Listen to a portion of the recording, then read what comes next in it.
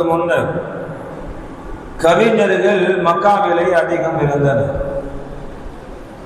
எந்த அளவுக்குன்னா, மக்காவிலே உள்ள கவிஞர்கள் அவர்கள் தங்களுக்கு பிடித்த மாதிரியான கவிதைகளை இயற்றி அதை ஒரு பலகையிலோ அல்லது வேற ஏதாச்சும் ஏட்டிலோ எழுதி கஅபத்துல்லாஹ்வுடைய சுவரிலே அதை ஒட்டி வைத்து விடுவார்கள். இப்ப கஅபாவிற்கு வலம் வரக்கூடிய மக்கள் இருக்கிறாங்களா இல்லையா, அவர்கள் இந்த கவிதைகளை எல்லாம் படித்துவிட்டு எந்த கவிதை அவர்களுக்கு பிடித்திருக்கிறதோ அந்த கவிதைகளை இயற்றிய கவிஞர்களை அழைத்து பரிசுகளை கொடுப்பார்கள். இது ரொம்ப நாளா வழக்கத்துல இருந்துச்சு. இப்ப அல்லாஹ் தஆலா பெருமானார் ஸல்லல்லாஹு அலைஹி வஸல்லம் அவர்களை நபியாக ஆக்கிய பின்னால் குர்ஆனுடைய வசனங்கள் இறங்கியது. குர்ஆனுடைய வசனங்கள் இவர்கள் எழுதக்கூடிய கவிதைகளை தாண்டி இலக்கண நடை உள்ளது. ஆழமான கருத்துக்களை கொண்டது குர்ஆனுடைய வசனம். குர்ஆனுடைய வசனங்கள் இறங்கிய பின்னால் இந்த கவிஞர்களுடைய கவிதைகள் எல்லாம் ஈடுபடாமல் போடுது. அவங்க எவ்வளவு போட்டி போட்டாங்க. குர்ஆனுடைய வசனங்களை தாண்டி நம்ம என்ன செய்யணும், கவிதையை இயற்றணும்னு போட்டி போட்டு கடைசியிலே தோல்வி கண்டார்கள். இந்த கடைசியில என்ன பண்ணாங்கன்னா, இவர்கள் எல்லாம் ஒரு கட்டத்திலே ஒன்று சேருகிறார்கள்.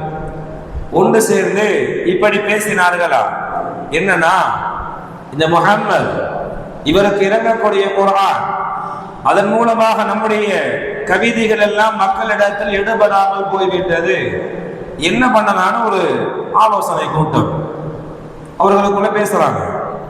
பல பேர்கள் பல கருத்துக்களை சொன்னார்கள். சில பேர் சொன்னாங்க, முஹம்மதுவை சங்கிலியால் இணைத்து பிணைத்து கட்டி போட்டு வச்சிருவோம், சாப்பாடு இல்லாம தண்ணி இல்லாம அவர் அப்படியே இறந்து போயிட்டாருன்னா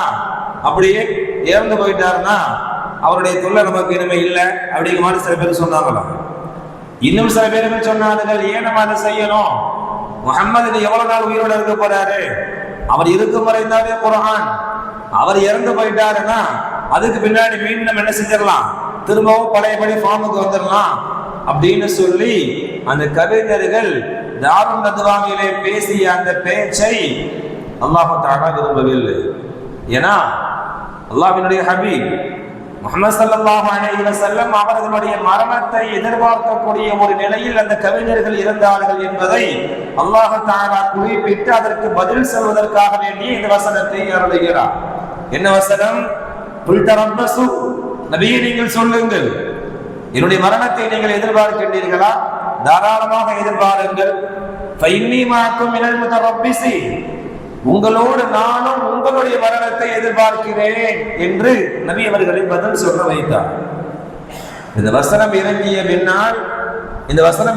பின்னால் வரலாற்று ஆசிரியர்கள் சொல்வார்கள், யாரெல்லாம் தாருன் நதுவாவிலே பெருமானார் ஸல்லல்லாஹு அலைஹி வஸல்லம் அவர்களுக்கு எதிராக பேசினார்களோ அத்தனை பேர்களும் பெருமானாருக்கு முன்னதாகவே இந்த உலகத்தில் இழிவான முறையில் இறந்து போனார்கள், அவர்களை இழிவான மரணம் சம்பவித்தது என்பதாக சொல்வார்கள்.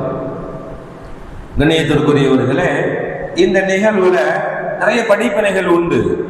அதுல 2 செய்தியை மட்டும் சொல்லிட்டு முடிச்சிடுறேன். முதல் படிப்பினை என்னவென்றால், குர்ஆனிற்கு எதிராக, அல்லாஹ்வினுடைய ரசூலுக்கு எதிராக, அவருடைய ஷரியத்திற்கு எதிராக எவனெல்லாம் எதிராக பேசுகிறார்களோ, வாய் திறக்கின்றார்களோ, அவர்களுடைய முடிவு என்பது இந்த உலகத்தில் மிக இழிவாக இருக்கும் என்பதை இந்த நிகழ்வு உணர்த்துகிறது. ஒன்று. இரண்டாவது மிக முக்கியமான விஷயம் என்னன்னா, அல் ஹஸத், பொறாமை.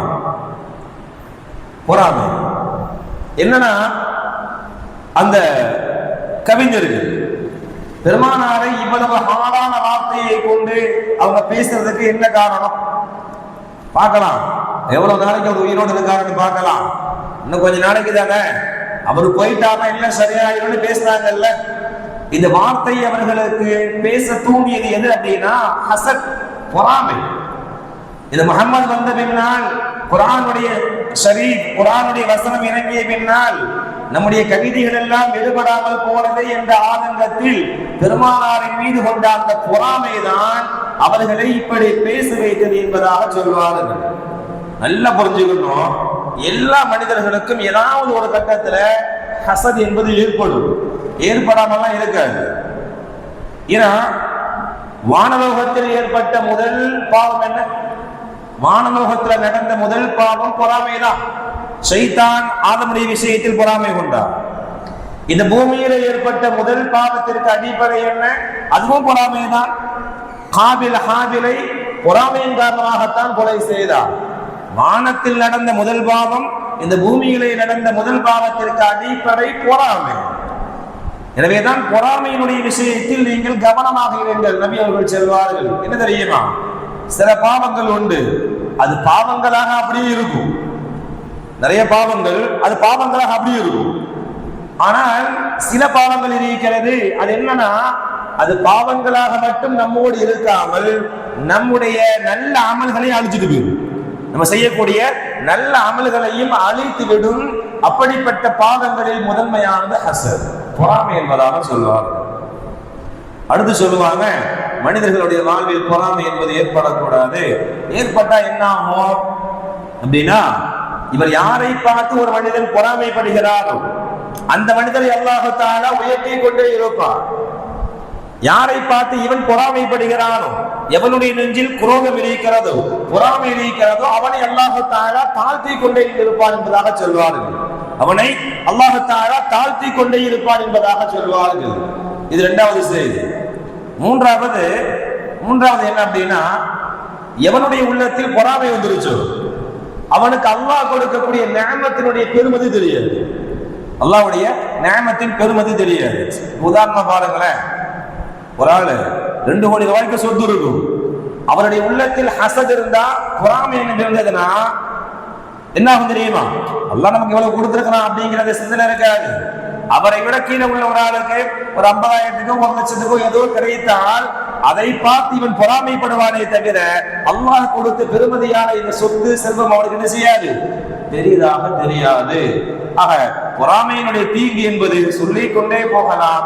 ஷார்ட்டா சொல்றதா இருந்தா, இந்த உலகத்தில் ஒரு மனிதனை மனநோயில் தள்ளக்கூடிய, அதிகமாக அவனை பாவத்தில் ஈடுபடுத்தக்கூடிய, அவனுடைய நன்மைகளை அழிக்கக்கூடிய ஒரு முக்கியமான பாவமாக ஹசத், பொறாமை இருக்கிறது என்று பெருமானார் ஸல்லல்லாஹு அலைஹி வஸல்லம் அவர்கள் சொல்லிவிட்டு, அதற்குண்டான அதுல இருந்து எப்படி மீள்றது, சில வழி வேணும்ல. ஏன்னா முன்னாடியே சொன்ன மாதிரி எல்லா மனுஷங்களுக்கும் ஏதோ ஒரு கட்டத்துல யாரையாச்சும் பார்த்து எப்பமா சொல்லு செய்யும் வரதக்க வாய்ப்பு இருக்குதானே, ஷைத்தான் உள்ளத்துல போனதான செய்வான். இந்த மாதிரி நேரத்துல என்ன பண்ணணும் அப்படிங்கிறதுக்கு சொல்லுவாங்க. முதல் செய்தியா சொல்லுவாங்க, யாரையாவது பார்த்து உங்களுக்கு மனசுல இப்படி இருக்கிறாரே அப்படின்னு தோணுச்சுன்னா, மாஷா அல்லாஹ் லா ஹவ்ல வலா குவத்த இல்லா பில்லாஹ் இந்த வார்த்தையை சொல்லுங்க. தோணுன உடனே என்ன செய்யணும்? மாஷா அல்லாஹ் லா ஹவ்ல வலா குவத்த இல்லா பில்லாஹ் அப்படிங்கிற வார்த்தையை சொல்லணுமா. இரண்டாவது சொல்வார்கள், அஊது பில்லாஹி மினஷ் ஷைத்தானிர் ரஜீம், அஊது பில்லாஹி மினஷ் ஷைத்தானிர் ரஜீம். என்ன காரணம்? ஷைத்தானிலிருந்து ஏன் பாதுகாப்பு தேடணும்? பொறாமையை போடுவதே ஷைத்தான் தான். அஊது பில்லாஹி மினஷ் ஷைத்தானிர் ரஜீம் ரெண்டையும் நல்லா மனசுல வச்சுக்கணும். அஊது பில்லாஹ் சொல்லணும், மாஷா அல்லாஹ் லா ஹவ்ல வலா குவத்த இல்லா பில்லாஹ் இரண்டு. மூன்றாவது, யாரின் மீது நமக்கு பொறாமை ஏற்படுகிறதோ தூரம் நின்று வச்சுக்கோங்களேன், அது அதிகரிச்சுக்கிட்டே இருக்கும். நேர போய் முசாபா செஞ்சு அல்லாஹ் தஆலா உங்களுக்கு பெரிய நிஅமத் வழங்கி இருக்கிறான் அப்படின்னு சொல்லி அவருக்காக வேண்டி துஆ செய்யணுமா. அப்படி துஆ செஞ்சுட்டா நம்முடைய உள்ளத்தில் ஏற்பட்ட அந்த அழுக்கை அல்லாஹ் தஆலா நீக்கி விடுவான் என்பதாக சொல்வார்கள். ஆக ஹசதிலிருந்து, பொறாமையிலிருந்து நம்மை காப்பாற்றிக் கொள்வதற்குண்டான 3 விஷயங்கள் இது.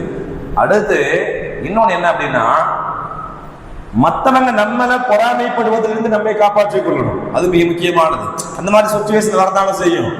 அதுக்கு நபி அவர்கள் சொல்வார்கள், உங்களுடைய எல்லா அருள் வளங்களையும், மிக முக்கியமான செய்தி, உங்களுக்கு அல்லாஹ் கொடுத்த எல்லா அருள் வளங்களையும் மக்களிடத்தில் பகிரங்கப்படுத்தாதீர்கள். இன்னைக்கு நம்ம என்ன செய்யறோம்? அது ரொம்ப சாதாரணமா, என் புள்ள 2 லட்சம் ரூபாய் சம்பளம் எடுக்கிறான், அந்த கம்பெனியில வேலை பார்க்கறான், 3 லட்சம் ரூபாய். நம்ம பெருமையாக சொல்வோம். நாம் பெருமையாக சொல்லக்கூடிய அந்த வார்த்தை பல பேர்களுக்கு பொறாமை ஏற்படுத்தும். பொறாமை கண்டிஷ்டி ஏற்படுத்தும். கண்டிஷ்டி சில நேரங்களில் மரணம் வரை கொண்டு போய் முடியும். ஹதீஸ்ல இருக்கிறா இல்லையா? அப்ப இதிலிருந்து நாம் நம்மை பொறாமையிலிருந்து பாதுகாக்கணும்னா நமக்கு அல்லாஹ் வழங்கக்கூடிய எல்லா அருள் வளங்களையும் என்ன செய்யக்கூடாது, பப்ளிக்ல எல்லாத்தையும் முன்னாடி சொல்லக்கூடாது. சில நேரங்கள்ல அதை மறைச்சுதான் வச்சிருக்கணும். ஒண்ணு. இரண்டாவது, சில சூறாக்கள் இருக்கிறது. அதுல முக்கியமாக குர்ஆன்ல உள்ள கடைசி 2 சூறாக்களை நீங்கள் தூங்குவதற்கு முன்னாடி முஅவ்விதத்தை என்று சொல்லக்கூடிய பாதுகாப்பிற்குரிய அந்த சூறாக்களை பொறாமையிலிருந்து பாதுகாப்பு தரக்கூடிய சூறாக்கள் தான்.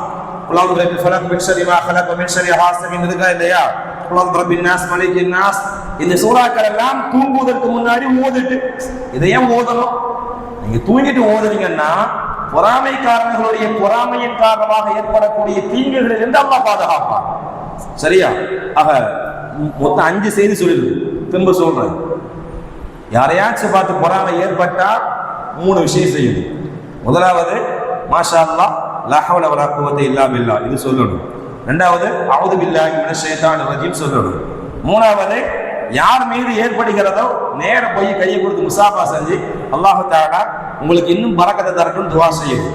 இது நம் உள்ளத்தில் ஏற்பட்டால், பொறாமை ஏற்பட்டால் செய்ய வேண்டிய 3 காரியம். நம்மின் மீது பிறர் பொறாமை ஏற்படாமல் இருப்பதற்கு 2 விஷயம். ஒன்று, நம்முடைய அருள் வளங்களை மக்கள்கிட்ட பகிரங்கமாக வெளிப்படுத்த கூடாது. ஒன்று.